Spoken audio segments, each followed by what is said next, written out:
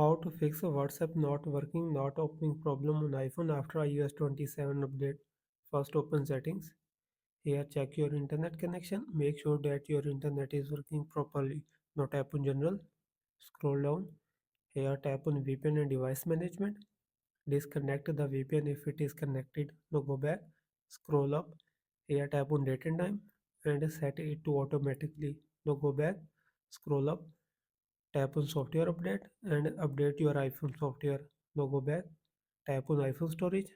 Here, search for WhatsApp.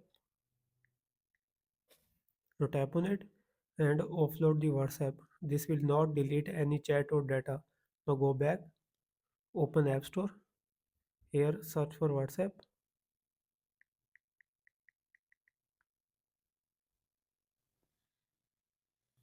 Now tap on it and update the WhatsApp. After updating, go back, restart your device.